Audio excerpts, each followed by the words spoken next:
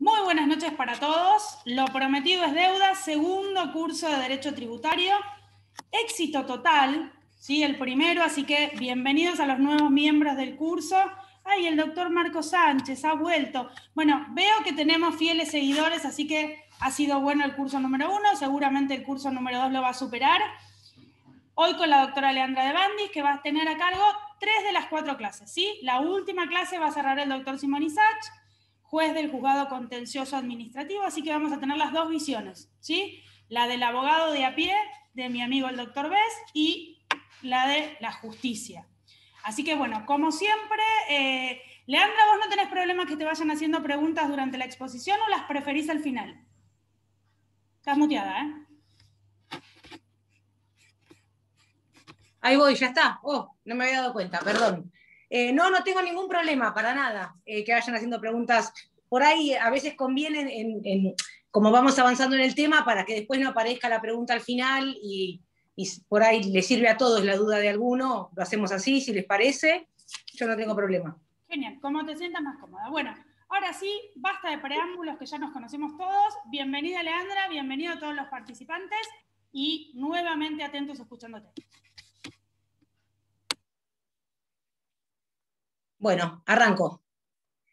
Buenas noches a todos, bienvenidos.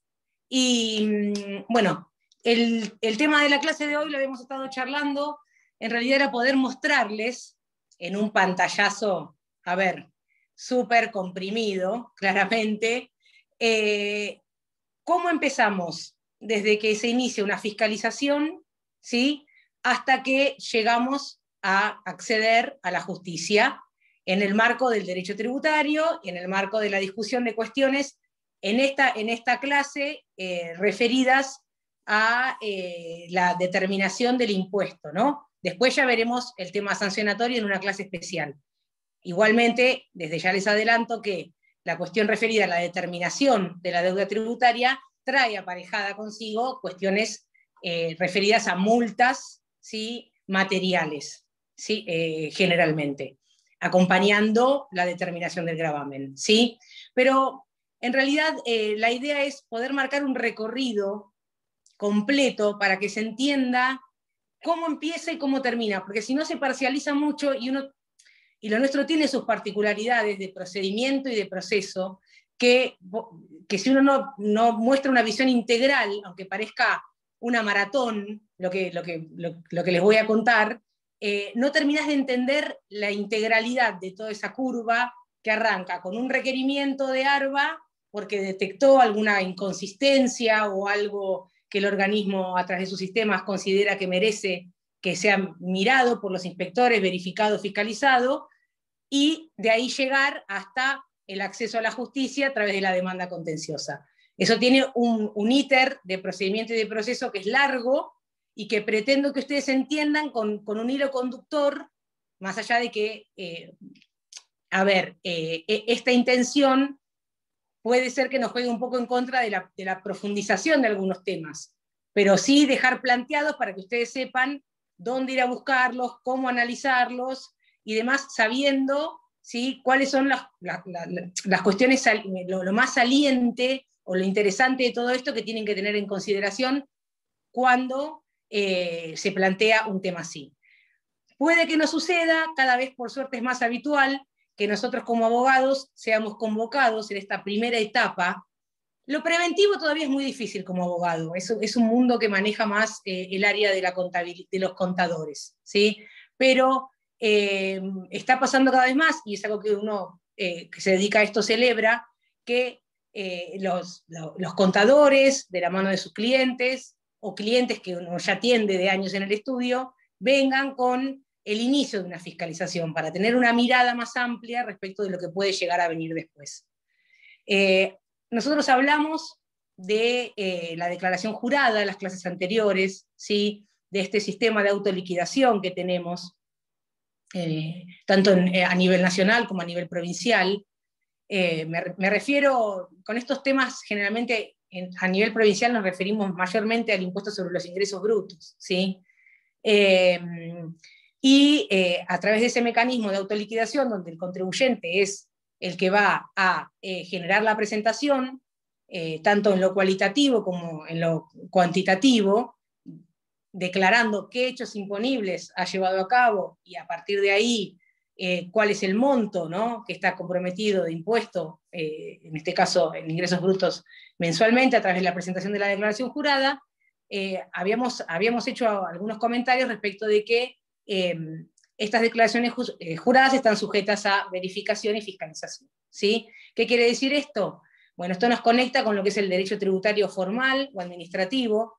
Ahí me gusta llamarlo la gestión administrativa del tributo que está a cargo de los diferentes fiscos, en este caso de ARBA, donde ARBA, a través de información, los fiscos tienen sistemas de información muy amplios, va a estar analizando el cabal cumplimiento que se dé de las leyes que crean los gravámenes. Entonces, cuando se detectan inconsistencias, hoy en día, por ejemplo, para que ustedes me entiendan a qué me refiero, es sencillo, por ejemplo, cruzar las cuentas bancarias con las declaraciones juradas del contribuyente. Entonces, cuando se advierten inconsistencias, por ejemplo, en las cuentas del contribuyente bancarias hay dinero que por ahí no aparece consistente con las declaraciones juradas que presenta, podemos ser sujetos a una verificación. Por un montón de otras cuestiones también, pero esta es común y la idea es dar un ejemplo para que ustedes entiendan rápido de qué se trata cuando uno les habla de esto. Los fiscos tienen plataformas, mucho más la FIP que ARBA, de información donde realmente tienen un acopio muy grande, ¿sí? Respecto de un montón de organismos. Además de que tienen la posibilidad siempre de requerir información de terceros constantemente, entonces se informan las compras, se informan las ventas, se informan ellos tienen los bancos, los registros de la propiedad inmueble o automotor dan información. Entonces ahí es donde el fisco se hace de un cúmulo de datos que le va a permitir cotejar, y los sistemas, también eso es cierto, tienen sus propios filtros que generan alertas, ¿sí? Entonces, esto sucede habitualmente. Hoy en día tenemos también la cuestión informática, porque hay muchas de estas fiscalizaciones que en realidad arrancan con, nosotros le decimos la FIRE, ¿no? En la jerga nuestra. Fiscalizaciones que son netamente electrónicas, es una primera aproximación del fisco cuando detecta algunas cuestiones que, para decirlo de manera básica, no le cierran con lo que uno está declarando. A partir de ahí, entonces, empieza a pedir información. Si la información que uno aporta y los descargos que uno hace resultan consistentes, se cierra la FIRE y se termina el asunto ahí. Quizás si no fuera así, entonces sí, ya las fiscalizaciones tienen un corte más integral, como decimos. ¿Cómo se inicia una fiscalización? Se inicia a través de una notificación que se recibe de que uno está siendo sujeto, ¿sí?, a una verificación por parte del fisco. Se nos van a notificar quiénes son los inspectores que están a cargo, cuál es el área del fisco que lo lleva, ¿sí? Y se nos va a pedir un montón de documentación. Todo esto tiene relación con la facultad de verificación y fiscalización que tiene el fisco a su cargo, de acuerdo al Código Fiscal, y los deberes formales que tiene el contribuyente para cumplir, ¿sí?, con estas cuestiones respecto del aporte de documentación. La básica, primera de todas, es la inscripción como contribuyente cuando uno realiza una actividad que va a estar grabada, ¿sí? A partir de ahí es el deber de presentar las declaraciones juradas, el deber de conservar la documentación contable, ¿sí? El Código Fiscal exige que sea por 10 años, los comprobantes y los respaldatorios, los soportes magnéticos, eso es importantísimo hoy, donde toda esa información se conserva, porque hoy todo lo que tiene que ver con la facturación se relaciona con equipamientos electrónicos. Fíjense ustedes que directamente la facturación hoy es facturación electrónica, ¿sí? Entonces, todos esos soportes uno tiene el deber de conservarlos. La posibilidad de requerir información de terceros, como bien dice el Código Fiscal, aún avanza y nos expresa que toda información que se pida debe ser aportada y que ese aporte no implica una violación del secreto profesional, como tampoco implica una violación del secreto bancario, ¿sí? Entonces, todo esto es para que el fisco pueda hacerse de toda la información necesaria para cotejar, ¿sí?, la exactitud de esas declaraciones juradas que se están presentando. Así como también tiene la posibilidad, tenemos la obligación como contribuyentes, perdón, de contestar los requerimientos que nos hace el fisco. Si no fuera de esa manera, tenemos la posibilidad de quedar dentro de una previsión sancionatoria, como es la resistencia pasiva a la fiscalización, que puede terminar disparando en cuestiones un poco más graves, como que se pueda recabar, por ejemplo, una orden de allanamiento. ¿Sí? Eso está previsto tanto en la ley nacional como en el Código Provincial. Entonces, el fisco da toda un cúmulo de obligaciones que básicamente las vamos a encontrar en el artículo 50, ¿sí? Donde establece un montón de cuestiones que se puede, como por ejemplo, citar al firmante de la declaración jurada o a quienes estuvieran relacionados con el hecho imponible, requerir la presentación de comprobantes y facturas que justifiquen la actividad que se está desarrollando, ¿sí? Intervenir todo tipo de documentación, inspeccionar lugares, establecimientos, documentación, poder requerir del contribuyente en tiempo real el acceso a sus sistemas, ¿sí? Obviamente siempre relacionado con el hecho imponible que se está verificando. Porque acá lo interesante es que cuando nosotros recibimos la notificación, lo que nos van a expresar en esa comunicación es el impuesto que nos están verificando y los periodos fiscales que están sujetos, ¿sí?, a verificación. Lo cual nos va a dar el marco, ¿sí?, de cuál es el objeto para también poder establecer la razonabilidad de lo que nos están pidiendo. Y acá me voy a meter en un territorio un poquito resbaladizo, porque tanto a nivel provincial como a nivel nacional no hay previstas vías específicas para frenar una fiscalización o acciones del fisco que pueden ser constantes, reiteradas, que resulten excesivas o irrazonables. Nos ha tocado trabajarlo, hay poco antecedente, los casos que hay por ahí son muy, ¿cómo les digo?, muy dibujados en el sentido de que es un exceso muy grande en el que termina incurriendo el fisco, fiscalizaciones una encima de la otra, o fiscalizaciones que se inician y empiezan digamos, a profundizarse sin que tenga relación con el objeto que está fiscalizado. A mí me gusta en esto seguir alguna doctrina que habla de un principio básico que sería el de interdicción de la excesividad. Lo que pasa es que a veces hay cosas que son lindas de decir, pero muy difíciles de llevar a la práctica. Cuando uno tiene que parar una fiscalización que se está yendo del marco razonable. Podríamos pensar también en alguna vía de amparo. Es muy complejo.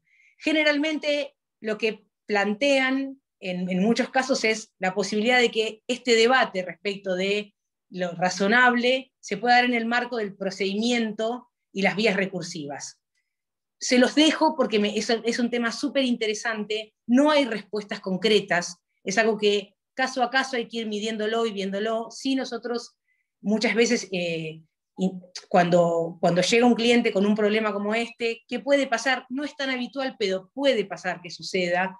Uno intenta ir frenando la fiscalización a través de la presentación de notas, porque las fiscalizaciones no tienen un procedimiento reglado, ¿sí? No está previsto un procedimiento como tenemos previsto un procedimiento de determinación de oficio o de vías recursivas. Entonces es complejo porque nos tenemos que manejar con los principios constitucionales, como bien dice Damarco, yo lo sigo en eso a muerte, es decir, siempre están presentes, ¿sí? Y por otra parte, sabemos de la exorbitancia de la facultad de verificación y fiscalización. Nos ha tocado muchas veces, por ejemplo, tener que, y es otro tema súper interesante, porque a nivel provincial la ley penal tributaria se aplica, ¿sí?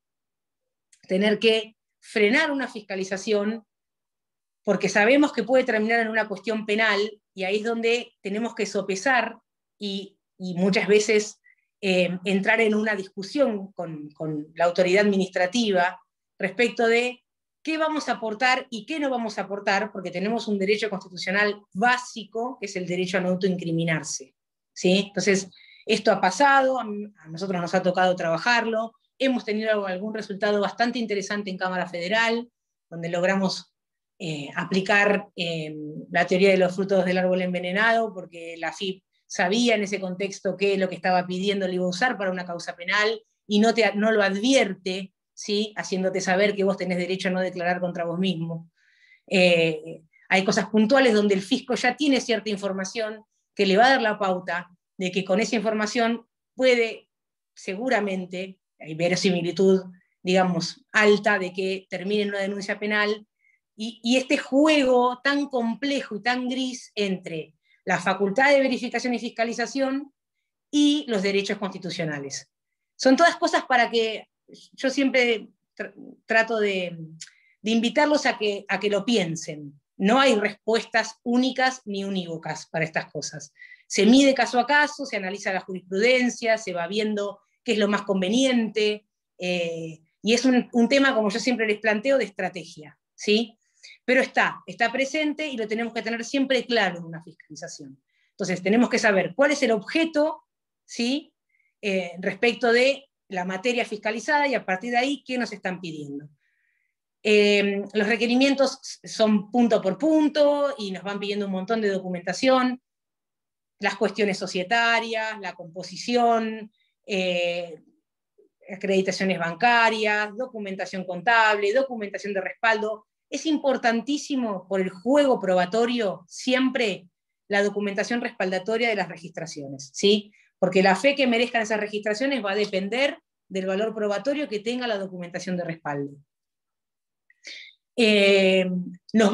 Generalmente, por ejemplo, nos piden descripciones de la actividad que estamos prestando, que el propio contribuyente describa en una nota, o nos citen a prestar algún tipo de declaración en sede administrativa, y por eso yo les digo que es cada vez más interesante, porque se ve, y en eso se ha crecido mucho, el acompañamiento del abogado en equipo, con los contadores, trabajando estos temas, como siempre digo yo, con estas dos miradas, ¿no? La mirada del especialista en la contabilidad y la mirada de quien va a estar analizando los derechos en juego, que es el abogado, y planteando estrategias quizás ya más con una mirada más a futuro de lo que va a venir después y las discusiones que después podemos dar. Porque esto tiene un montón de cuestiones en ese sentido que hay que aprender a trabajar. Cuando avancemos un poquito en vías recursivas, yo les voy a hablar de un tema de limitaciones probatorias que hay que tener muy presente, ¿sí? Y que es importante porque para poder avanzar y hacer ciertos planteos en el Tribunal Fiscal tenemos que haberlos hecho necesariamente antes en sede administrativa. Y si no se hicieron porque las defensas no se encararon con el acompañamiento de un abogado, puede que estemos en problemas, por ejemplo, en materia probatoria.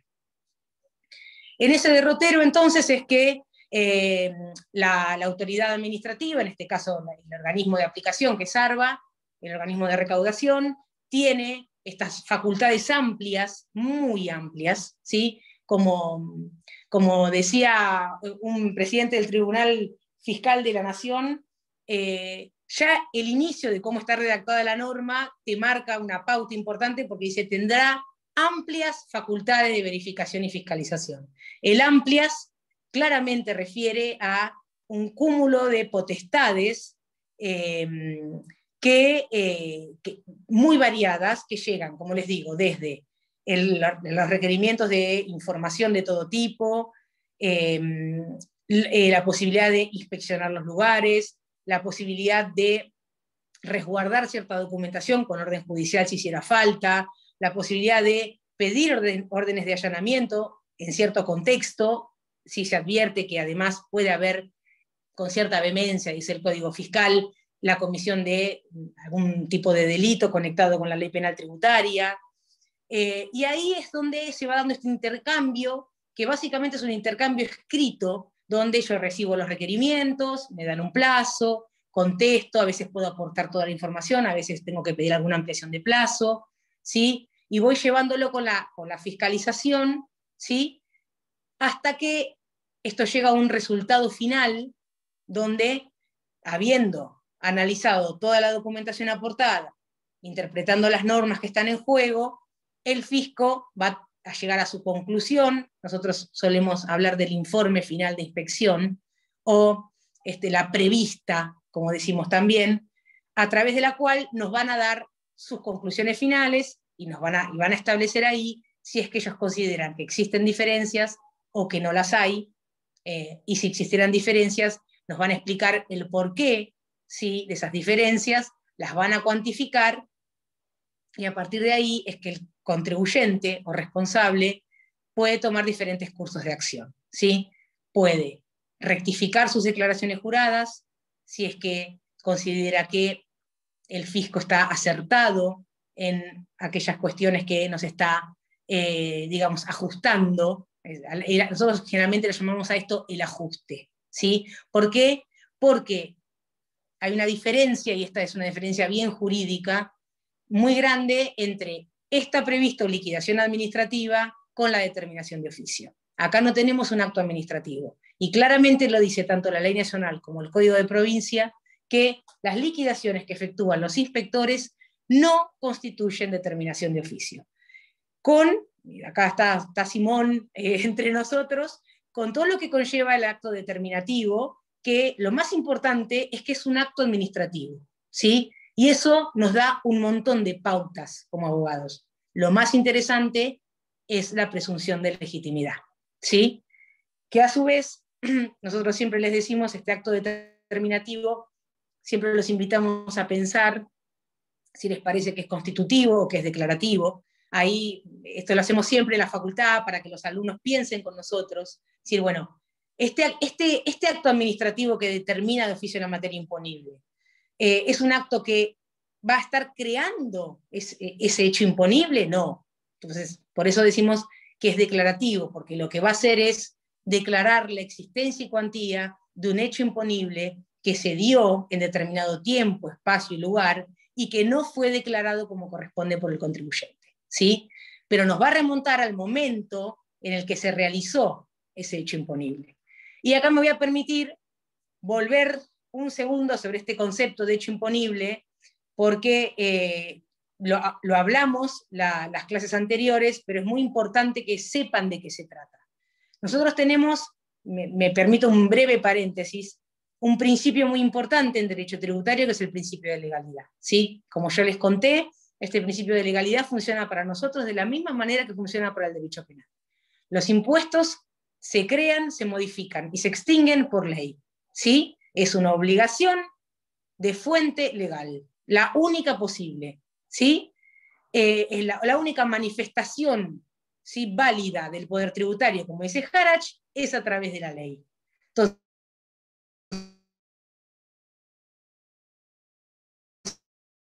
la ley va a nacer, ¿sí?, esa previsión legislativa donde ciertas actividades van a quedar comprendidas en el marco del tributo que se está creando, y nos va a dar también los elementos estructurales de ese hecho imponible, ¿sí? Sujeto pasivo, tiempo, modo, lugar, cuantificación, ¿sí? El supuesto espacial, el supuesto temporal, el sujeto pasivo, como digo, porque el sujeto activo claramente es algo que está, quien va a tener la legitimación para cobrar va a ser AFIP o ARBA o ARM en esos casos, ¿sí? Más allá de que quien reviste condición de contribuyente no necesita necesariamente estar definido en la norma, ¿sí? Sino que se puede definir por implicancia, en el sentido de que es quien realiza la conducta que está prevista en la ley, no así todo el universo de los responsables, porque sujetos también es otro tema muy interesante para nosotros, ¿sí? Sobre todo los responsables por deuda ajena y todo el marco del régimen de responsabilidad solidaria, que hay que tener siempre muy presente, sobre todo a nivel provincial, porque la responsabilidad solidaria se trabaja, aunque no debiera ser de esa manera, y hay alguna jurisprudencia al respecto, como objetiva y autónoma. Entonces se dispara automáticamente, solo por el hecho de ser el socio gerente, el presidente, o alguno otro de los, hablo de los ejemplos más comunes, ¿no? Hablo de una CRL, una SA, nosotros quedamos dentro del universo de responsables solidarios y vamos a ser llamados a responder conjuntamente con la persona jurídica. Por eso cuando se inician las fiscalizaciones, vuelvo acá, lo primero que hace ARBA en los primeros requerimientos es pedirnos la conformación. Si es una persona jurídica, es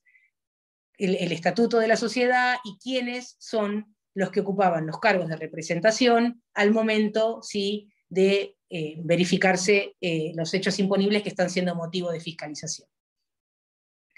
Entonces, ¿qué es el hecho imponible? Bueno, el hecho imponible es este hecho, ¿sí?, de naturaleza económica, que está legalmente creado, ¿sí?, a través del Congreso de la Nación, así es como funciona, ¿sí?, en el Estado moderno de derecho, a través de un principio que tiene que ver con el principio de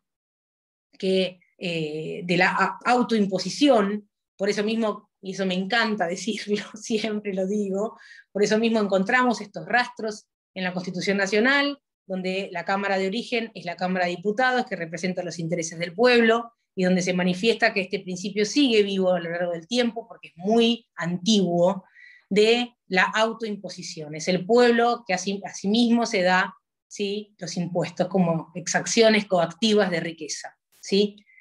Y que una vez llevado a cabo en el plano material, entonces va a dar nacimiento a la obligación tributaria. Eso es derecho tributario sustantivo, ¿sí? Luego, todo el régimen que viene acompañando la gestión administrativa de ese tributo legalmente creado es lo que estamos viendo ahora. Estas facultades de verificación y fiscalización, cómo se lleva a cabo, cómo se paga, cuándo se paga, cómo se declara, cuándo se declara, cómo se verifica, cómo se fiscaliza, es parte del derecho tributario formal o administrativo, ¿sí? Bien, entonces, ¿qué va a ser lo que se va a verificar? Básicamente es eso, es que esos hechos imponibles que se realizaron por parte del contribuyente estén declarados como corresponde, que estén todos los hechos imponibles declarados, que los encuadres sean correctos, que los montos declarados sean los que corresponden, ¿sí? Todo eso es lo que el fisco va a intentar analizar, verificando las declaraciones juradas que presentan los contribuyentes, o en algunos casos también, cuando las declaraciones juradas no se presentan, ¿sí? Entonces, también puede dar lugar, más allá de que hay una previsión específica de pago provisorio, que no me quiero meter mucho ahí tampoco, lo cierto es que cuando no se presentan las declaraciones juradas, o las mismas resulten impugnables, es cuando entramos en este mecanismo específico, ¿sí?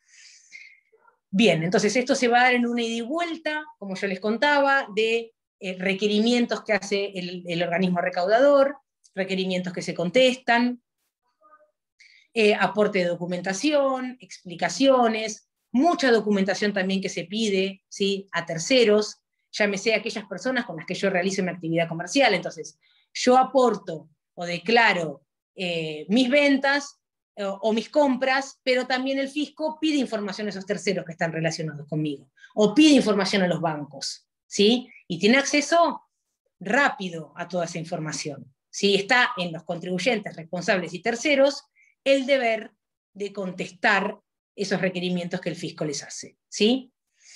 Y a través de eso, entonces, ir analizando el comportamiento fiscal del contribuyente y llegar, como yo les contaba, a esta conclusión que va a ser si las declaraciones juradas y el comportamiento fiscal se ajusta a derecho y el fisco dice perfecto, está todo bien, listo, cerramos la inspección, o si hay alguna diferencia para ajustar, entonces nos hace saber de esta diferencia y a partir de ahí es donde tenemos que tomar estas decisiones a las que me refería hace un ratito atrás, que son las de ver qué vamos a hacer frente a este ajuste. ¿Vamos a rectificar declaraciones juradas o presentar las que no hubiéramos presentado? O bien vamos a discutir en todo o en parte, ¿sí?, aquello que se nos impugna, porque la impugnación de las declaraciones juradas viene de la mano del ajuste. ¿Sí? En nuestro mundo, cuando hablamos de que las declaraciones juradas se impugnan, no requiere de un acto formal de impugnación, sino que lo que va a constituir esta impugnación de la declaración jurada es básicamente el ajuste de inspección, ¿sí? Bueno, si yo decido rectificar declaraciones juradas, presentarlas y allanarme a la pretensión fiscal, las cosas van a quedar ahí. Otro camino que tengo es un camino que hoy también se analiza muchísimo, por ejemplo, para tirarles alguna cuestión más que actual, impuesto a la riqueza, por ejemplo, a nivel nacional, la evaluación respecto de pagar y repetir, ¿sí? La repetición siempre está presente como posibilidad. Yo puedo querer cerrar una discusión, no querer ser sujeto de medidas cautelares, ¿sí? Porque el fisco tiene posibilidad de resguardar sus créditos fiscales, y al resguardar todo lo que aquello presumiblemente le adeuden los contribuyentes, entonces puede pedir la traba de medidas cautelares, sobre todo a nivel nacional. Puedo querer cortar el cómputo de intereses que pueden llegar a ser muy altos, los intereses fiscales son gravosos. Entonces puedo elegir, decir, yo voy a rectificar mis declaraciones juradas, pagar el ajuste, pero para mí la cuestión no se termina acá, sino que sobre ese pago voy a iniciar una repetición, ¿sí? Esto es algo que hay que evaluar siempre y tener presente, y también es algo que hay que tener muy presente a la hora de suscribir un plan de pagos, ¿sí? Porque a veces el plan de pagos puede resultar necesario o tentador, dependerá de la evaluación financiera que se haga y de las posibilidades de cada contribuyente, pero siempre, y eso es importante porque ahí nosotros como abogados tenemos que poder asesorar correctamente a nuestro cliente, tenemos que leer, como digo yo, la letra chica del plan y ver si con nuestro acogimiento al plan no estamos renunciando al derecho de repetición. Arba hace mucho tiempo que en un montón de planes de pago tiene la posibilidad de una doble adhesión por elección. Una adhesión a un plan que es con repetición y una adhesión a otro tipo de modalidad de plan que es sin repetición. A nivel nacional, por ejemplo, a mí me gusta hacer este paralelo siempre porque están muy conectados los dos. A nivel nacional, siempre, por ejemplo, que vienen estas moratorias tan interesantes como la que hubo, generalmente siempre vienen acompañadas con los inicios cuando se inicia un nuevo gobierno, a nivel nacional es muy común que aparezcan estas moratorias con muchas condonaciones, con condonaciones de sanciones, de intereses, con muchos beneficios a nivel penal tributario. Sí tenemos que saber que también incluyen la renuncia al derecho de repetición, ¿sí? El allanamiento incondicional a la pretensión fiscal. ¿Estamos? Entonces esas son todas cosas que a mí me gusta que ustedes se guarden en la cabeza para que las tengan presentes a la hora de tomar decisiones. Porque a veces podemos decir, sí, dale, lo metemos en el plan de pago, cuando termine de pagar lo repetimos, sí, está todo bien. Y después me encuentro con que en realidad, en el marco de ese plan, renuncié al derecho de repetición y cómo se lo explico a mi cliente, que en realidad toda esa estrategia que armé no servía, ¿sí? Entonces hay que ser muy cuidadoso con estas cosas. ¿Estamos? Leandra, perdóname que te Sí. interrumpa. Tengo una manita levantada muy atentamente del doctor Isaac, que tiene un gran dominio del Zoom. Así que supongo que tiene alguna observación. ¿Simón? ¿Qué tal, Leandra? ¿Cómo andás? Hola, Simón. Con respecto a la posición que se asume frente al ajuste que determina el fisco luego de la verificación. Recuerdo cuando ejercía la profesión, lamentablemente fue hace mucho tiempo, y por ahí no manejaba demasiado estos temas. Me acuerdo que en algún caso en el cual el contribuyente aceptaba el ajuste y presentaba una rectificatoria. Sobre la base de esa rectificatoria después le imputaban una falta por declaración jurada errónea, ¿puede ser? Una sanción. O sea, le aplicaban una sanción por haber... Claro. Entonces, no quise profundizar eso porque hay una clase de sanciones. Listo. Déjalo. Omisión o defraudación. Cuando vos ajustás, de la multa no te salvás. Toda rectificativa implica una responsabilidad, ¿sí? Porque vos estás presentando una declaración jurada y estás reconociendo que la declaración jurada que presentaste no era exacta. Y ahí es donde se genera tu responsabilidad a nivel infraccional. Dependerá del tipo de conducta que el fisco detecte, si va por una omisión culposa o por una defraudación que considera que tiene un contenido de dolo, ¿sí? Está clarísimo. Yo porque participé en 2 o 3 verificaciones y lo que advertía era que era una situación bastante complicada aconsejarle al cliente que aceptara presentar una rectificatoria, porque después en el acto sancionatorio decían que había confesado, o sea, que esa rectificatoria era una confesión de que había presentado una originaria falsa. Con lo cual, claro. bueno, para mí a ver, por ahí estoy diciendo una gansada, pero para mí se planteaba una opción compleja porque había una suerte de autoincriminación, ¿no? Bueno, es un tema ese, totalmente. Quizás en el marco de la defraudación fiscal, uno lo que intenta cuando defiende ese tipo de multas frente a una rectificativa es decir, bueno, yo pude haber rectificado, pero yo no tuve una conducta defraudatoria, ¿sí? Me equivoqué, no me di cuenta, cometí un error, los diferentes tipos de errores que manejamos, que somos todos abogados y los conocemos, ¿sí? La cuestión, como vos bien planteás, se hace muy compleja en la omisión ya sea a nivel nacional o a nivel provincial, donde en realidad es la negligencia. Y ahí decís, ¿cómo salgo de una rectificativa? Porque en realidad estoy reconociendo que no lo hice bien, ¿sí? Entonces, en la omisión pura y simple, que es la que tiene el contenido subjetivo de culpa, es muy complejo, tal cual vos lo estás planteando. Totalmente.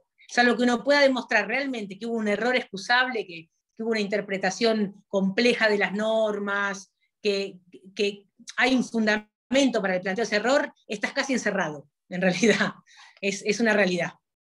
Lo interesante es plantearle esto al cliente, a quienes ejercen la profesión, decirle, mire, usted va a presentar esto, pero esto le va a generar tal consecuencia, pero es lo mejor que tiene, es lo mejor que puede hacer.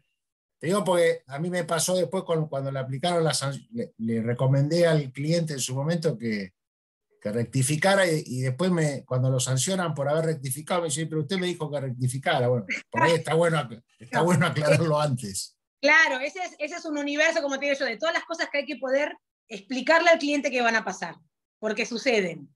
Y a nivel nacional es mucho más complejo todavía, porque el Tribunal Fiscal de la Nación tiene facultades recalificatorias de la multa.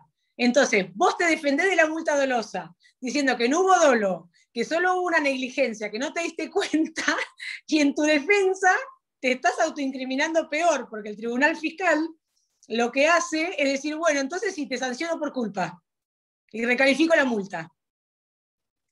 Y en ese derrotero que no termina nunca, como vos planteás, a nivel nacional, por ejemplo, tenés la determinación de oficio, la causa penal tributaria, y no bien termina la causa penal tributaria, sea como sea que termine, Dios quiera con un sobreseimiento para nosotros los profesionales de a pie,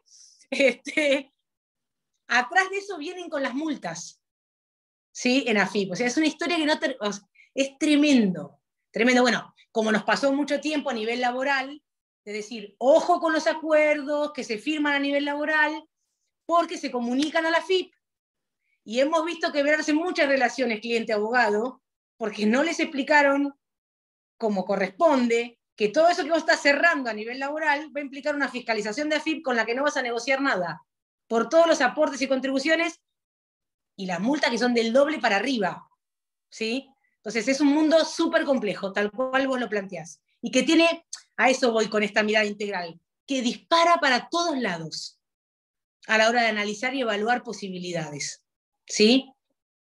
Porque también tenemos el tema de los intereses, que son intereses muy onerosos, muy gravosos, como dijimos, donde la única jurisprudencia que uno realmente ve de morigeración viene de la mano de lo concursal, ¿sí?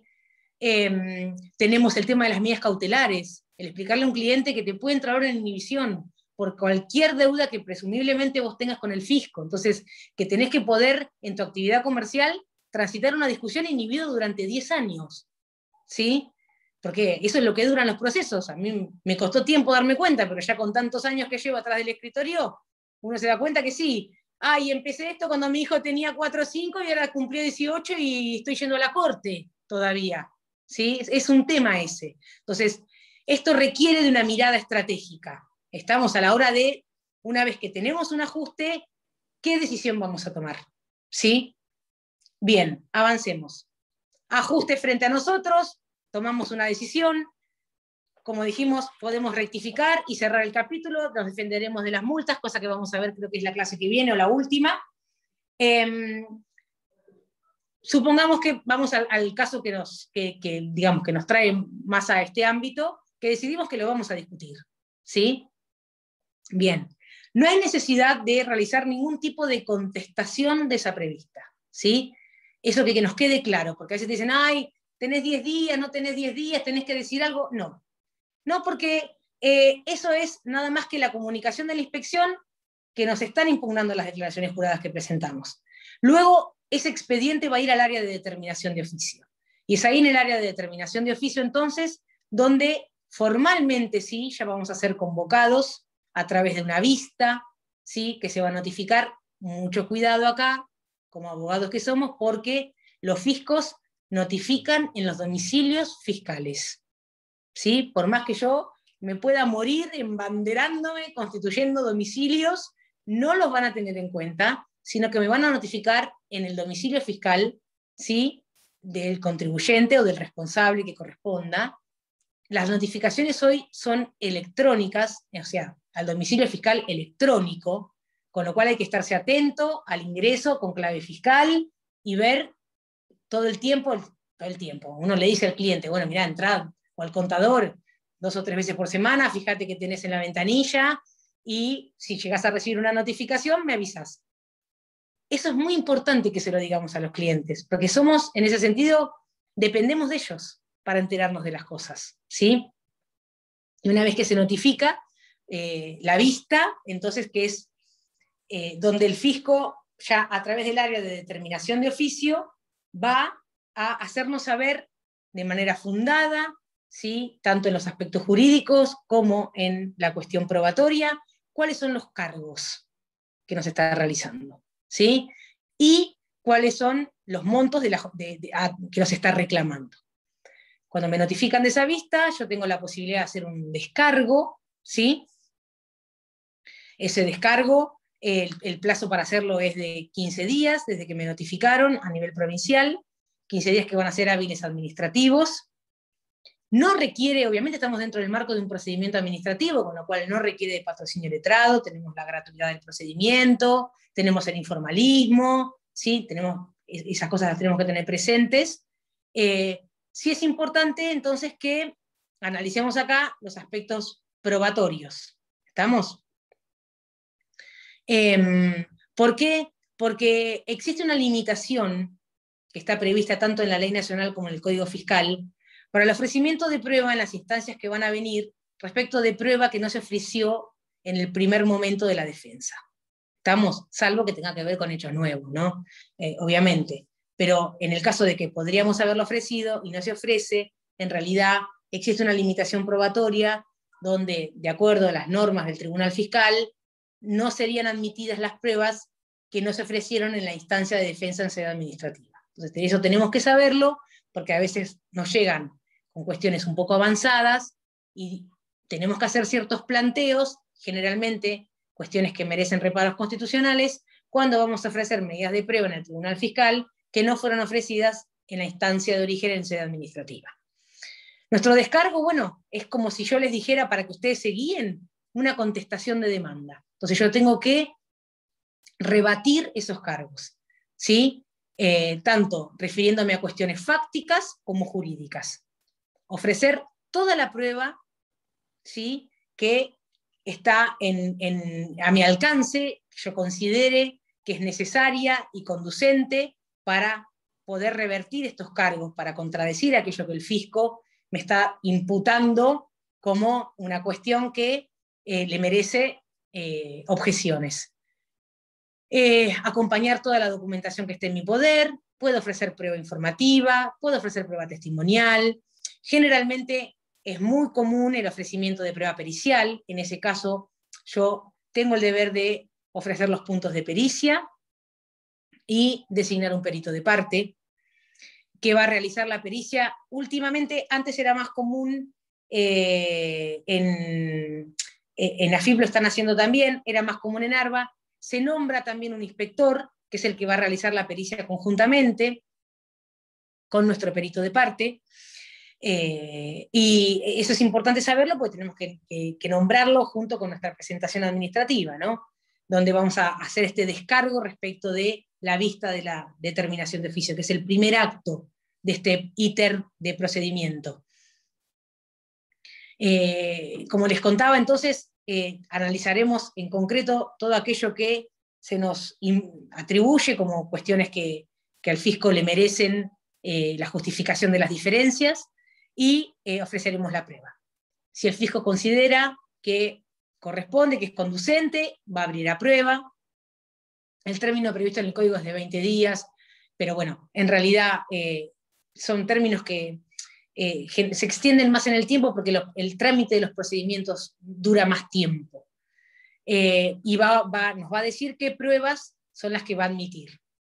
Fijará fechas para las testimoniales si hace falta, nos ordenará los oficios que hemos pedido, ordenará lo que corresponde a nivel pericial. Es muy importante tener en cuenta que en ese contexto de la pericia, el fisco puede, ¿sí?, incorporar puntos de pericia que considera relevantes.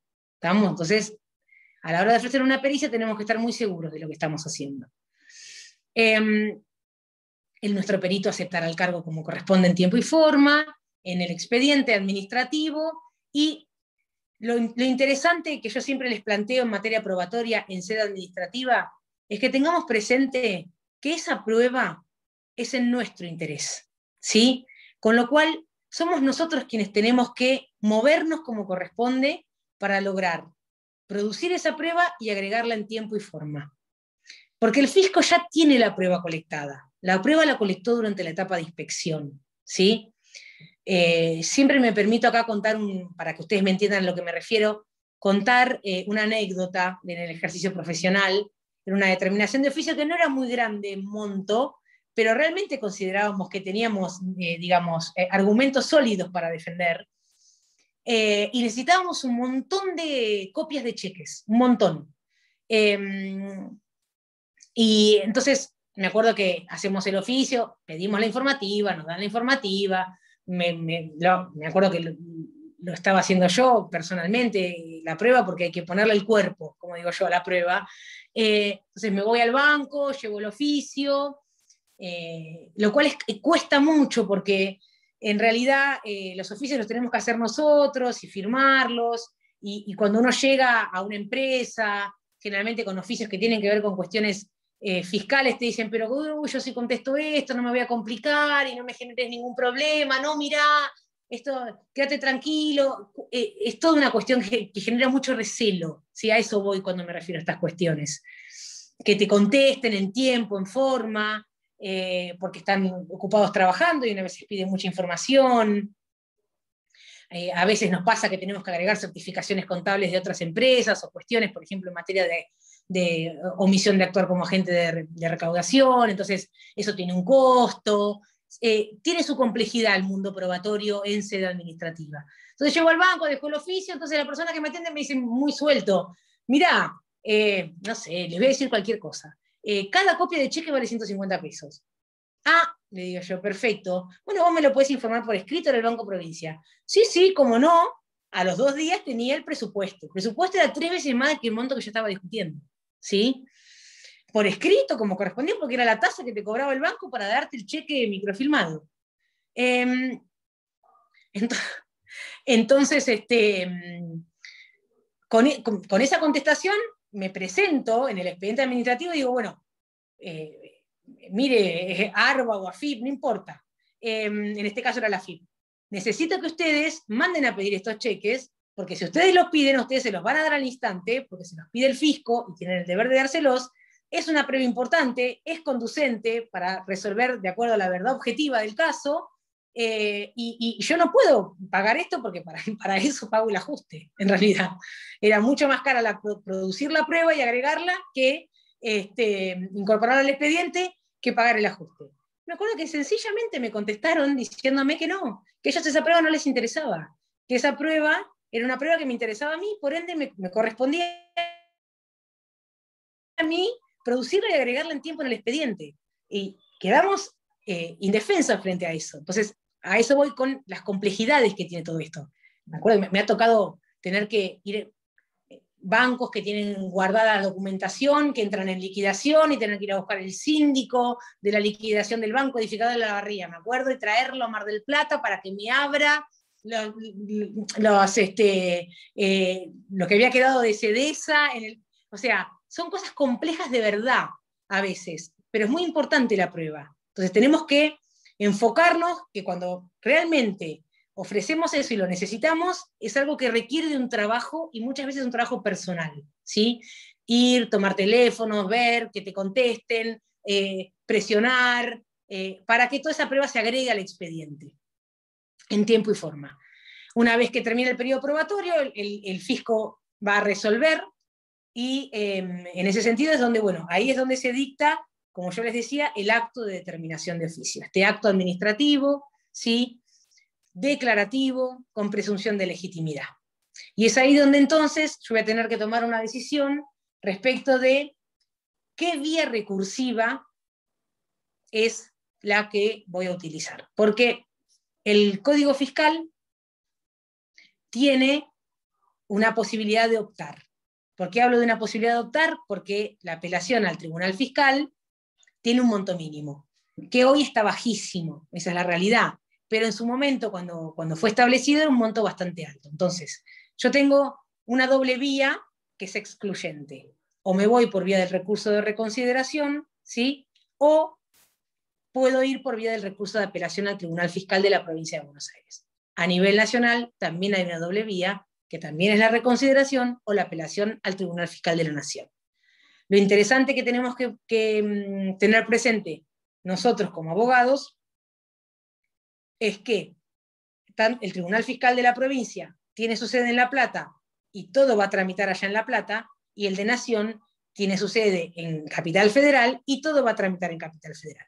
Más allá de que hoy a nivel nacional el Tribunal Fiscal de la Nación ha hecho grandes avances a nivel electrónico, ¿sí? Nos manejamos con el TAD y todo es vía electrónica, no así el Tribunal Fiscal de la Provincia de Buenos Aires. Entonces yo tengo que tener la posibilidad de tener acceso a hacer presentaciones en La Plata, constituir un domicilio en La Plata, estar seguro de que ese domicilio donde lleguen las notificaciones es un domicilio seguro, y yo me voy a enterar, ¿sí?, de las cédulas que me llegan. Entonces, es una cuestión extra el saber que vamos a litigar fuera de la ciudad de Mar del Plata, ¿sí?, y que tenemos que tener una logística prevista para poder encarar, ¿sí?, el trámite de un recurso como ese. Volvamos. Entonces, me notifican la determinación de oficio. La determinación de oficio, en este caso, va a tener varios componentes. Primero, toda la parte de la motivación del acto administrativo, y luego en la parte resolutiva vamos a encontrar la determinación del gravamen, la liquidación de intereses, y, en el caso de que correspondiera, conjuntamente la aplicación de las sanciones, ¿sí? Un tema muy interesante que tenemos que tener en cuenta es que en ese acto administrativo ARBA va a establecer un domicilio, ¿sí?, que es el domicilio donde vamos a tener que hacer nuestras presentaciones. Y es algo que tenemos que mirar rápidamente cuando recibimos la notificación. ¿Por qué? Porque muchas veces en ARBA sucede que descentralizan el trámite de las actuaciones. Y puede ser que, y nos ha pasado un montón, por ejemplo, lo digo porque nos pasa muchísimo, que el expediente en realidad tramite en Junín, y que ARBA fije su domicilio en Junín.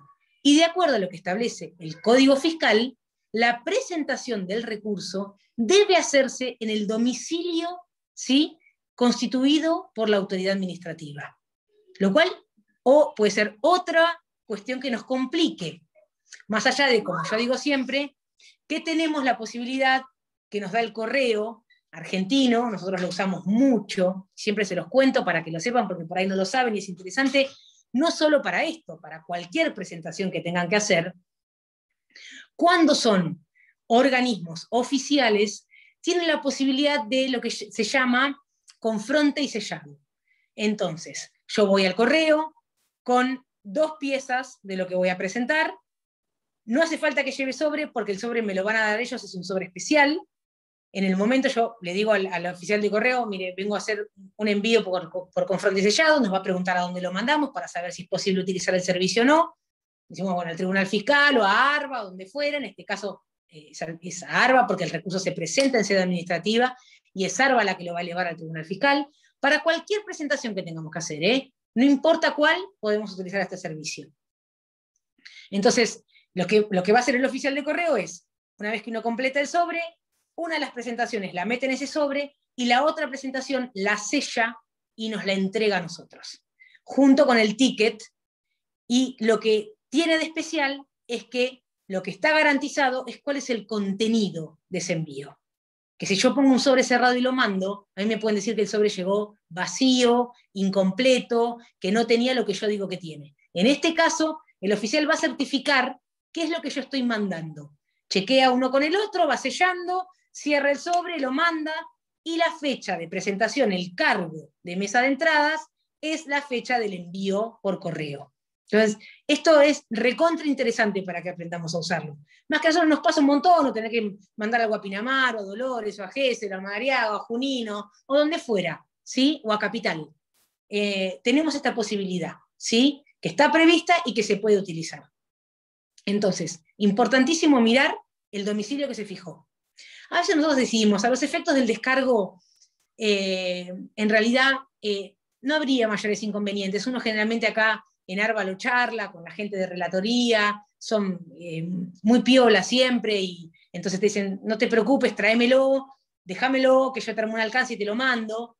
Pero ya, con la vía recursiva, plazos perentorios, y que si el recurso no se considera presentado como corresponde, va a quedar firme, entonces ahí ya uno es muchísimo más cauteloso, y siempre, como les decimos, tenemos que mirar el artículo donde fija el domicilio y cumplir como corresponde. El monto mínimo para acceder al Tribunal Fiscal, por eso les digo que hoy está bastante muy bajo, está mucho más bajo a nivel nacional, es de 50.000 pesos, ¿sí? 50.000 pesos donde, salvo en materia de recargos e intereses, se suman todos los conceptos menos ese, para llegar al monto, ¿sí? Esto está previsto en el Código Fiscal. Entonces, una vez que yo superé ese monto mínimo, puedo elegir si voy en reconsideración por ante la autoridad administrativa o bien en apelación al Tribunal Fiscal de la Provincia de Buenos Aires. El plazo para la presentación de los recursos, cualquiera fuera de los dos, es de 15 días. Siempre hay que tener en cuenta que a veces los tribunales fiscales siguen algunas ferias a nivel nacional y demás, hay que tener presente de estar atento a mirar esas cosas respecto de los días hábiles, y a nivel administrativo van a ser días hábiles administrativos, claramente. Lo interesante, a nivel reconsideración, seguimos en el marco de un procedimiento administrativo, con lo cual no requiere de ningún tipo de patrocinio ni nada. A nivel Tribunal Fiscal de la Provincia de Buenos Aires, lo mismo sucede a nivel nacional, el patrocinio puede venir de la mano de un abogado o de un contador, ¿sí? Obviamente, siempre, en todos los casos, ya sea, a veces uno salta cosas porque las doy por obvias, pero siempre hay que acreditar la representación o la personería, si es el socio gerente como corresponde, el presidente como corresponde, si yo soy apoderado, agregar el poder, hacer certificar las copias que presento, etcétera, etcétera. A pesar de que, ojo, porque siempre tenemos que tener en cuenta, y eso está previsto también en las normas, aún está previsto, sí, en la demanda contenciosa tenemos presente el informalismo, ¿sí? Entonces, hay algunas cuestiones que tenemos la posibilidad de que nos intimen para que sean subsanadas, lo cual no tiene que hacer que nos confiemos de nada, pero tenemos ese mínimo margen de error, si se considera, por ejemplo, no sé, puede pasar, que es muy común y muy habitual, porque por ahí no se sabe, a nivel provincial no pasa, pero a nivel nacional sí, que yo me presente en el Tribunal Fiscal de la Nación como apoderada y no me dé cuenta que en realidad estoy cambiando de jurisdicción. Y al cambiar de jurisdicción, yo tengo que hacer legalizar mi poder por el Colegio de Escribanos, ¿sí? Si no, mi poder no sirve en capital. Entonces, puede pasar que la típica es esa, por ejemplo, o me olvidé alguna planillita de las de entrada o alguna cuestión así, cosas menores, pero bueno, la de la legalización en el Tribunal Fiscal de la Nación es recontra común. Cuando uno cambia de jurisdicción y va a utilizar, a ver, tengo una pregunta. La reconsideración desplaza la posibilidad, sí, totalmente, desplaza la posibilidad de la apelación. Son opciones que se excluyen una a la otra. ¿Estamos? Lo que no priva de que después cada una va a tener su instancia judicial, porque la revisión judicial es obligatoria. ¿Sí? De acuerdo a vieja jurisprudencia de la Corte, y como está previsto, siempre el ejercicio de jurisdicción administrativa para tener validez, tiene que tener una instancia de revisión judicial suficiente. Pero yo elijo una o la otra. Elijo siempre y cuando supere el monto mínimo del tribunal fiscal, ¿no? Obviamente, vuelvo sobre eso. Si no, no tengo opción y me voy por reconsideración. La reconsideración, sencillo, chicos, bueno, se va a tramitar. Si tengo alguna otra prueba que ofrecer, algo nuevo lo ofreceré respecto de lo que pueda aparecer en el marco del procedimiento tramitado previamente. La apelación al tribunal fiscal tiene sus cuestiones propias. El tribunal fiscal además tiene su reglamento de procedimiento de actuación por ante el tribunal fiscal. ¿Voy de vuelta? No, solo para la apelación. Por eso les digo, lo que tiene en monto mínimo es la apelación al tribunal fiscal, que es de 50.000 pesos. La reconsideración no, porque la vía recursiva para el agotamiento de la vía tiene que ser algo que pueda hacerse de cualquier modo. Quiero decir, yo siempre tengo que tener la posibilidad, es mi derecho, de agotar la instancia para acceder a la justicia. ¿Sí? Bien. En realidad los montos mínimos para los tribunales fiscales están previstos para achicar el cúmulo de trabajo, básicamente, y se supone para que llegue a esos tribunales, que son tribunales especializados, lo más importante, ¿sí? Lo mismo que nos pasa, por ejemplo, en materia de ley penal tributaria, con los montos como condición objetiva de punibilidad, o sea, que no, cosas que tienen que ver con parámetros para que ciertas cuestiones se queden en algunos lugares, como la reconsideración, y otras que tienen otra envergadura vayan al tribunal fiscal. Lo que sucede es que los montos se desactualizan. Y entonces, lo que pasa hoy es que todo puede ir al tribunal fiscal de la provincia, y eso lo que genera es un enorme cúmulo de trabajo que termina enlenteciendo todo el procedimiento ante el tribunal, porque es un tribunal que no puede absorber todas las apelaciones de todas las determinaciones de oficio de toda la provincia de Buenos Aires. Lo mismo pasa con el Tribunal de la Nación, que tampoco uno no entiende por qué no lo actualizan, pero bueno, nada, así sucede en realidad. Como les contaba, el Tribunal Fiscal tiene su procedimiento específico, previsto en sus acordadas. El trámite va a ser en La Plata. El recurso, aún hoy, y eso es muy importante que yo se los resalte, se presenta por escrito, ¿sí? En plazo como corresponde. A nivel provincial, es muy importante que yo les dé un detalle. Nos exigen la certificación de las firmas, ¿sí? Yo no puedo ir con un recurso firmado y presentarlo. Yo o tengo que llevar mi presentación, perdón, dije un recurso, mi presentación la que sea, descargo, reconsideración, apelación al tribunal fiscal, ¿sí? O lo hago legal, o lo hago certificar las firmas a través de un escribano, o lo más fácil es concurro con quien va a ser el que firme, con su documento, con toda la documentación que acredite la personería, y a partir de ahí entonces el empleado lo que va a hacer es certificar la firma de quien recibe la presentación. Eso es muy interesante porque es algo que lo hace ARBA nada más, ¿sí? Lo hemos tratado de discutir un montón de veces, pero bueno, a veces en estas cuestiones uno no quiere correr riesgos, y la realidad es esa, que haces certificar las firmas y lo envías con firma certificada, directamente por escribano, o te presentas en la oficina que corresponde con la persona y le certifican la firma en el momento. Lo mismo sucede con los originales y las copias, lo que querramos agregar. Cuando uno hace la presentación en sede administrativa, concurre con los originales y las fotocopias, entonces el empleado que te atiende coteja una con la otra y certifica y deja constancia de que es copia fiel del original que vos presentaste, que dejaste a la vista, que tuvo a la vista el empleado, ¿sí? Estas son posibilidades que tenemos que saber usar. Sí. ¿Me permitís una intervención respecto de esto que estás contando? Hace poco me tocó intervenir en una causa en la cual un letrado planteaba que esta exigencia de ARBA de hacer comparecer al letrado con la parte, de exigir una serie de cosas, de ir con turno y otra serie de cuestiones, el turno más allá de la pandemia, ¿no? Implicaba una restricción irrazonable e infundada del ejercicio profesional.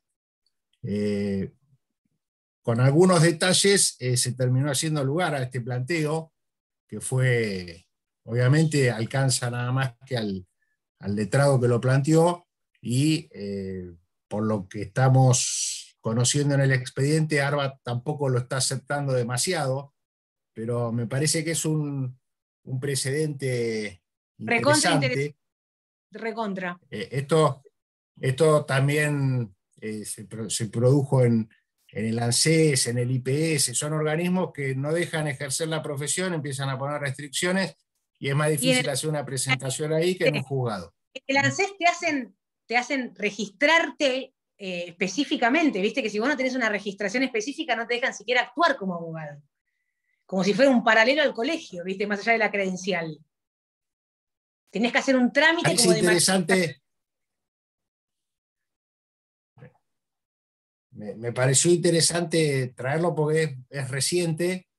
Este precedente es la causa Amestoy. Agustín, que tramita en el juzgado Agustín. Seguro.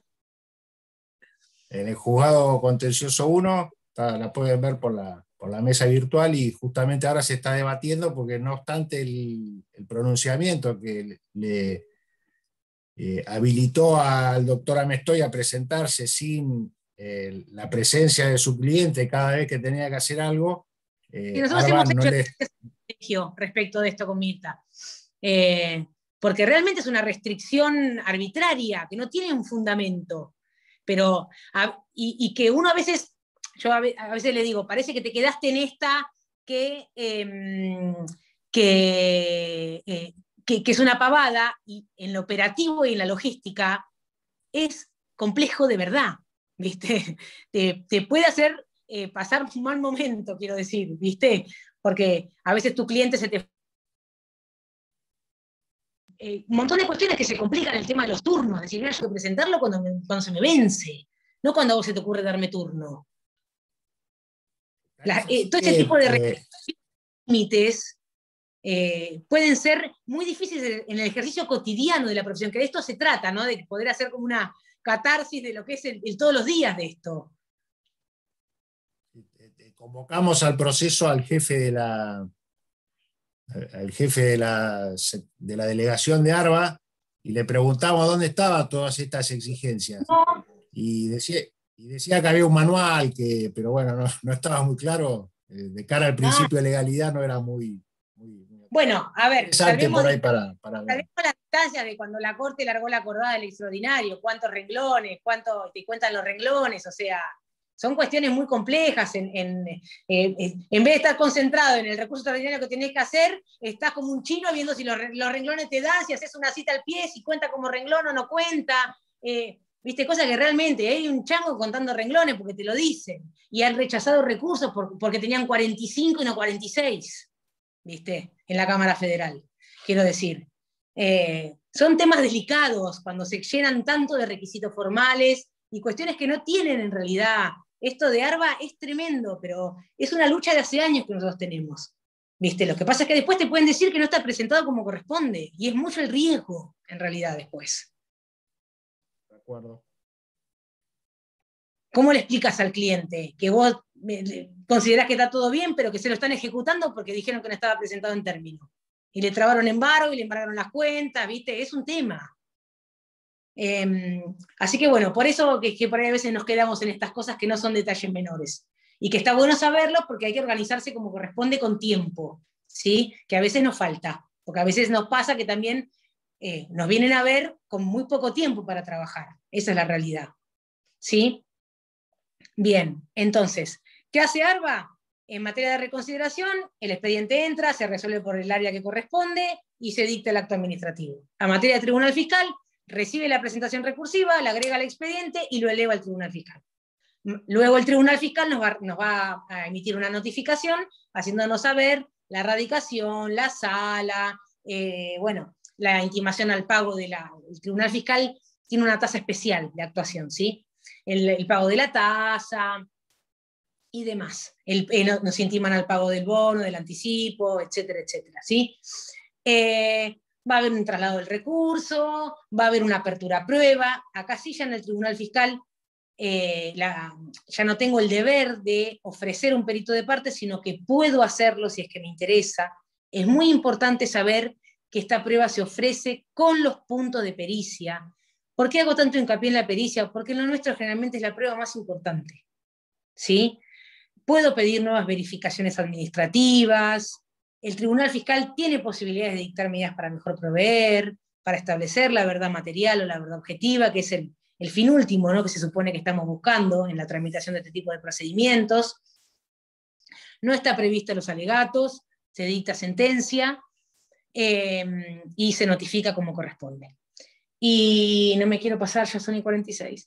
Y después de eso, tanto cuando se resuelve la reconsideración, que agota la vía, como cuando se dicta la sentencia del Tribunal Fiscal de Apelación de la provincia, entonces ya nos queda agotada la instancia con la posibilidad de ir en demanda contenciosa administrativa. La clásica pretensión anulatoria, con un plazo de 90 días, ¿sí?, hábiles judiciales. Me da vergüenza hablar de esto con vos acá, Simón, me pone nerviosa.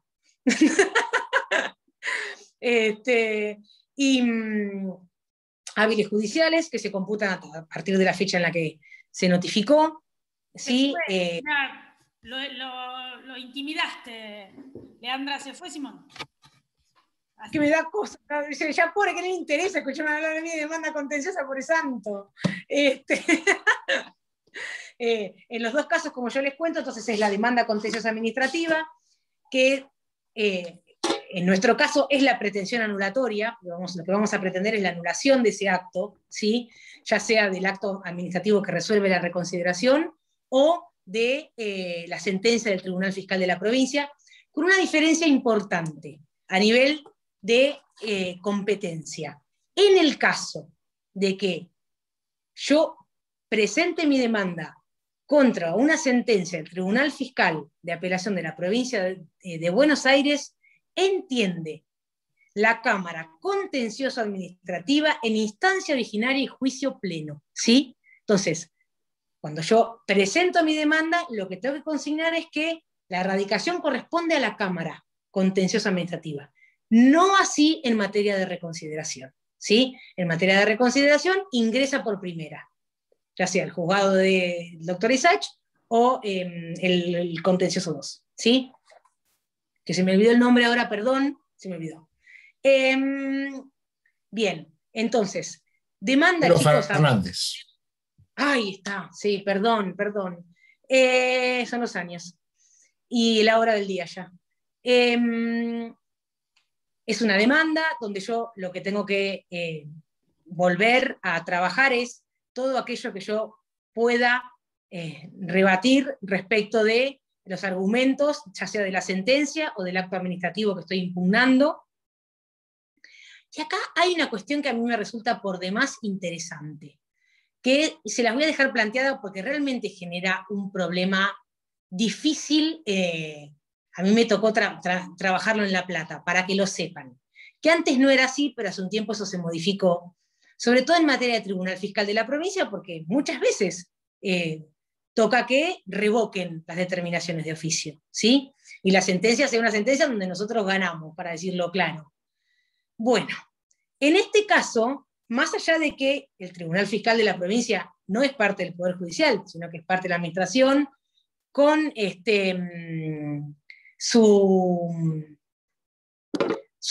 estaba mirando las preguntas, perdón, que está descentralizado, autárquico, etcétera, etcétera, pero no forma parte del Poder Judicial, forma parte del Poder Ejecutivo, ¿sí? El fiscal de Estado, si no estuviera de acuerdo, puede plantear demanda contra esa sentencia. Y al Estado, esto es genial, al Estado lo representa el asesor general de gobierno. Y nosotros quedamos en el medio. Somos los que ganamos, pero no se nos escucha demasiado. Nos llaman como coadyuvantes. Y me ha tocado, por ejemplo, algo que yo se los planteo porque lo tienen que tener presente. Obviamente es muy importante que nos presentemos a defendernos, porque la defensa de Estado contra Estado tiene limitaciones. Por ejemplo, en un tema que analizamos muchísimo en las clases anteriores, fiscal, clarísima, dibujada, perfecta, y el asesor de gobierno, en su defensa, plantea que él no puede alegar la prescripción. Porque está representando también los intereses del Estado. ¿Sí? Entonces, es Estado y Estado, y uno mirando cómo te hacen a la parrilla, claro, para decirlo mal y pronto. Es muy difícil la posición, pero es muy importante que lo sepamos, porque el rol del coadyuvante, en ese caso, es trascendente, porque hay ciertas defensas que los fiscos no están autorizados a oponer. Entonces no se defiende como corresponde el caso, ¿sí? Ténganlo presente porque es una situación que genera, nada, a mí me resulta como hasta ridícula, les diría, ¿sí? En algún punto. Decir, ¿cómo puede ser que el fiscal de Estado, el asesor de gobierno, que se demande al tribunal fiscal? Es una locura. Al tribunal lo defiende un asesor que en realidad no va a defender exactamente los intereses ni la sentencia, porque tiene un montón de limitaciones, y sí yo tengo que prestar atención a presentarme y defenderme como corresponde, ¿sí? Esto hay que tenerlo presente, porque pasa, y lo hacen, y no dejan pasar las sentencias, ¿sí? Generan las demandas. Entonces hay que estar atento. A pesar de que uno ganó, no está todo dicho. Ojo con eso. En esta que hablábamos con Simón de explicarle al cliente todo lo que puede pasar, ¿sí? Quizás es raro, que muchas veces no lo hayan visto, pero sucede, ¿sí? Y generalmente tramitan en La Plata, que es más complicado todavía. Si fuera acá, entonces, la presentación se hace obviamente acá en Mar del Plata, se presenta como corresponde, por receptoría, y bueno, inicia el trámite de demanda, lo primero que va a hacer el juez es ver la admisibilidad, va a pedir las actuaciones administrativas, que eso es muy importante, porque la demanda se presenta directamente y el expediente lo tiene en su poder ARBA o el Tribunal Fiscal, o donde fuere que esté, se van librando oficios, depende de dónde está el expediente, hasta que se agrega el expediente administrativo. Y lo más interesante acá, que ya me fui de hora totalmente, pero necesito explicarles esto, es el artículo 19 del Código Contencioso, el bendito solve et repete. El pago previo, ¿sí? Que, como bien dicen los que escriben y que uno lee, goza de muy buena salud, ¿sí?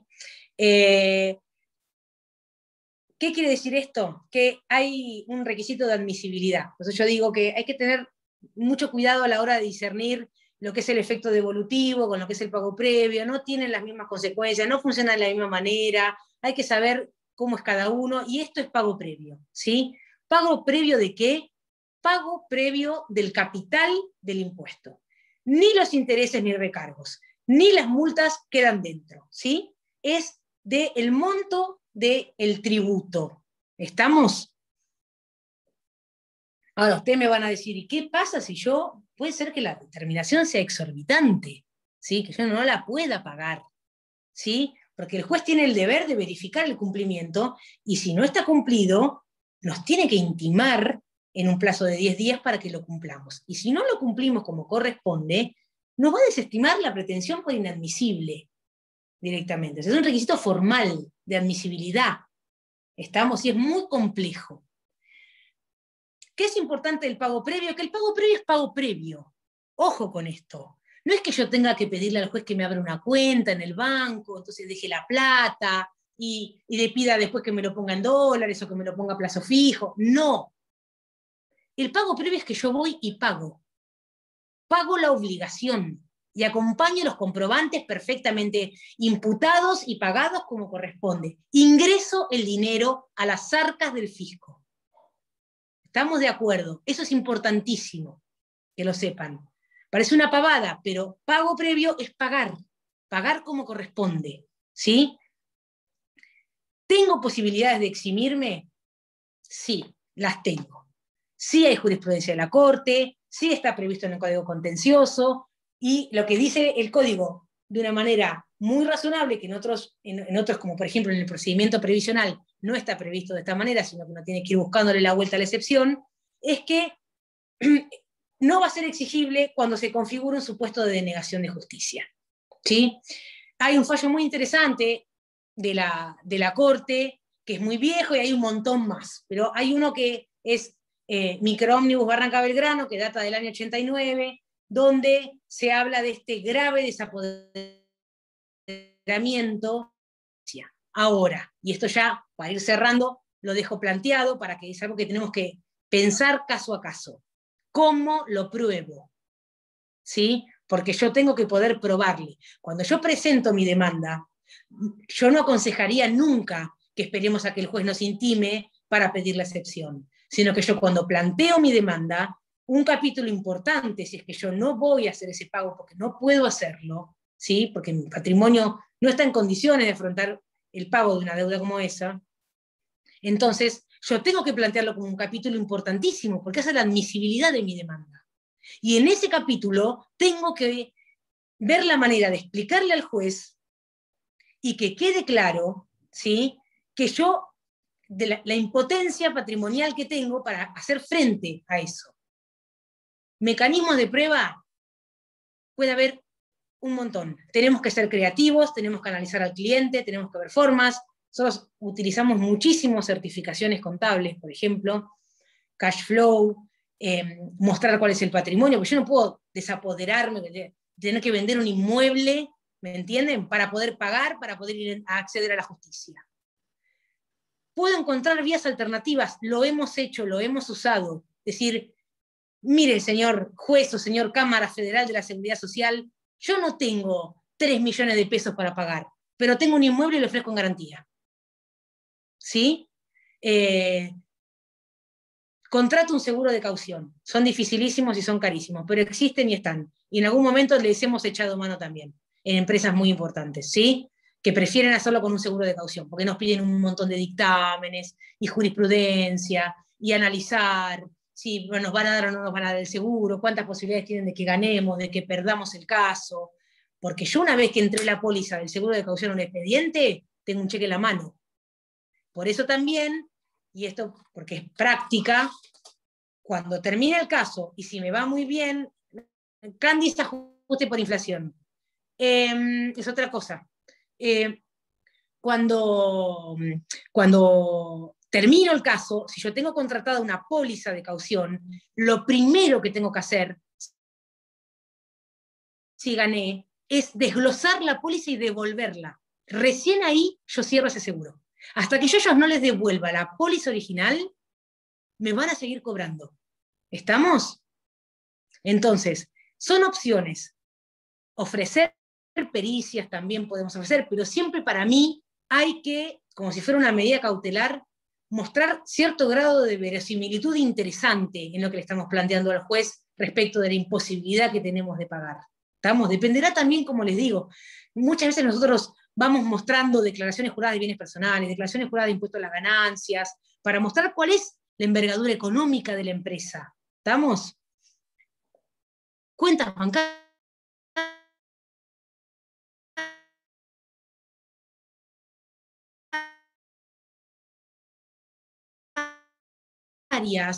Tenemos que mostrar una radiografía de que eso que va a resolver es así, algo siempre muy importante. Bueno, acá también lo es. ¿Estamos? Hay que poder pensarlo, trabajarlo, verlo con el cliente, con su equipo de contadores, asesores y demás, ver cómo hacemos para mostrarle al juez que corresponde que nos exima, ¿sí?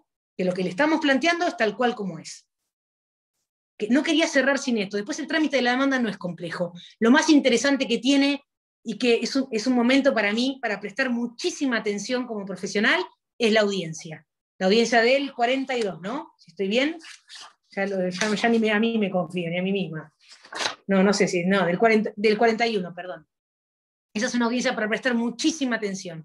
¿Por qué? Porque ahí se van a limitar los hechos sobre los que el juez va a trabajar. Tengo que estar muy atento, ¿sí?, en ese momento. Y la prueba. Pero tengo que estar atento a que todos mis planteos se reflejen en esa audiencia, que no me quede nada por fuera, ¿sí? Y ahí se va a dilucidar también qué pruebas vamos a ofrecer, qué vamos a poder producir, qué pruebas no. Muchas veces nos pasa que el mismo, che, el testigo no, déjalo, desisto, no hace falta. Bueno, sí, la pericial sí, el fisco dice yo no tengo interés, y el juez resuelve. Pero sobre todo la cuestión fáctica, estar con todos los sentidos puestos cuando me redactan ese acta, cuando ver que está todo perfecto, ¿sí? Eso es una recomendación ya casi personal, les diría, porque me parece que es un momento muy importante. Lo mismo pasa en el federal con la del 360, ¿sí? Son momentos para estar muy atento a lo que estamos haciendo.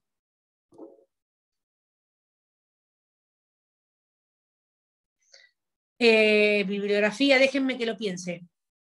No sé si sigue estando Simón o se fue. Sigue, ahí firme.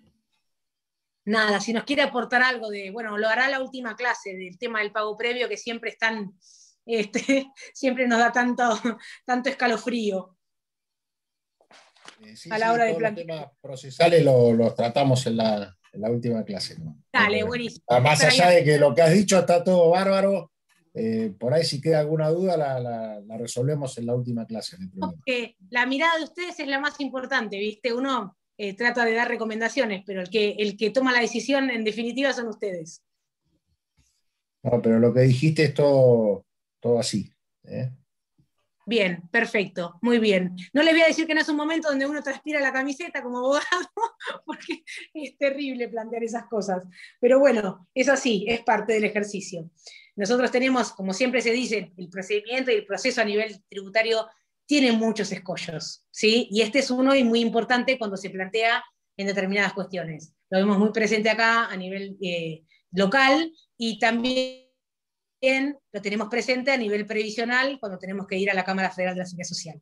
Y es complejo, ¿sí? Porque en definitiva, sobre todo a nivel previsional con la Cámara Federal de la Seguridad Social, y que nos ha tocado tener que transitarlo, si te declara la inadmisibilidad porque no vieron algo, en ese momento no habían valorado una documentación muy importante, lo único que te queda es un extraordinario a la Corte y rezar, ¿sí? Entonces son cosas difíciles, que hay que estar, como yo les digo, bien enfocado, ¿sí? En poder estar a la altura de esas circunstancias como profesional.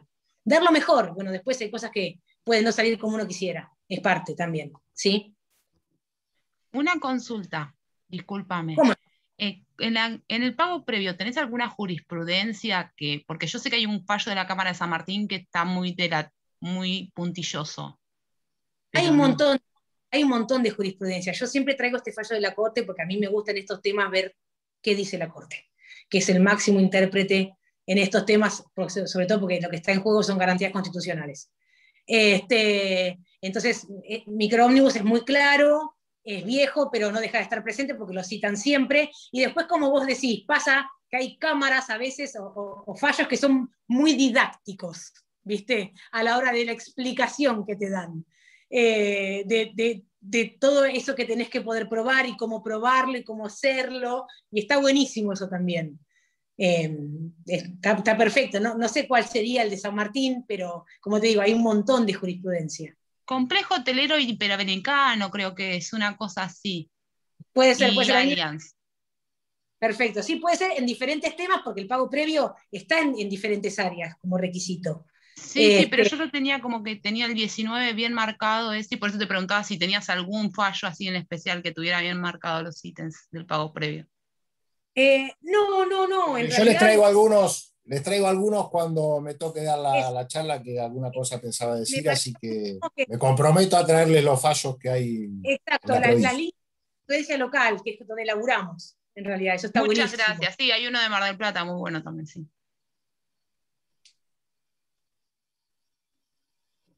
¿Alguna otra duda? ¿Qué tal? Buenas noches, doctora. ¿Se escucha? Sí. Sí, quería saber si van a tratar el tema del tan actual impuesto a la riqueza en alguna de las exposiciones. Perdón si lo mencionaron o no. No está previsto porque aparte esto es un de derecho tributario local. Pero si querés que charlemos, charlamos. Yo todavía tengo primer despacho de las que metimos, nada más. Les puedo ir contando a lo largo de las semanas cómo avanza. Traslado a Fiscalía para que habilite instancia. Es todo lo que tengo por ahora. No tengo más novedades para este boletín. Muchas gracias, igualmente. No hay por qué. Igualmente, como les decía, hay mucha gente evaluando el pago y la repetición, en realidad por temor a un montón de cuestiones que pueden venir de la mano de no pagar el impuesto a la riqueza, sobre todo, que hay que siempre nuestro faro es esa recomendación y verlo, la penal tributaria, ¿sí? Que no es fácil. Entonces, a veces los clientes hay cosas por las que no deciden que no van a pasar, ¿sí? Y se toman otros caminos. Bueno, muchísimas gracias. Creo que están todos cansados. Leandra, gracias por tu generosidad y el esfuerzo de estar a esta hora después de un día larguísimo. acá con nosotros y te quedan 2 días más. Y no Totalmente. vamos a que te comprometamos a otro curso más. Me van a tener que aguantar un ratito más, pobrecito. Están todos muy contentos, así que nada de aguantarte. Me parece que es un placer para todos escucharte. Nos quedan entonces 2 clases con la doctora de Bandis y la última clase, cierre del curso, va a estar el doctor Isaac, que nos está acompañando hoy y seguramente vendrá con otra clase, y el doctor Fernández, así que vamos a tener las visiones de los 2 juzgados contenciosos administrativos. Igual nosotros tenemos a los mejores representantes de cada uno de esos juzgados, a Leo y Osvaldo, pero vamos a tener a los dueños de la palabra, digamos, algo así, más democrático, ¿sí? Así que bueno, ¿querés agregar algo más, Leandra? No, yo muy agradecida y bueno, nos vemos la próxima. Bueno, muchas gracias a todos, muchas gracias a los participantes, gracias Simón y gracias a todos los funcionarios del Poder Judicial que veo, todos muy activos, no solo de Mar del Plata, veo a la doctora de Necochea, así que gracias por seguir acompañándonos en todos estos cursos, los esperamos el miércoles próximo, 19:30, nuevamente la doctora de Bandis para engalanar este curso. Buenas noches. Muchísimas gracias. En un ratito ya tienen la clase subida al canal de YouTube. Gracias. Buenas noches para todos. Buenas noches, beso. Gracias, buenas noches.